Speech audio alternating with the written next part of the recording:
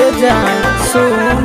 भइलौ बाराती लेके दुल्हे राजा दुआरा पर बाजे लगलौ ढोल बाजा पगला दीवाना के गिरो हलोर गे पगला दीवाना के गिरो हलोर गे शादी मुबारक मुबारक हो तोर गे शादी मुबारक मुबारक हो तोर गे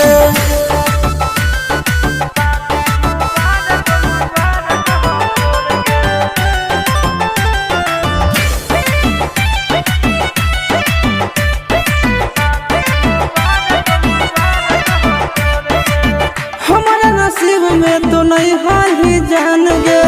दूसरा ले तोरा बनल को भगवान गे ए जान हमारा नसीब में तो नहीं हाली जान गे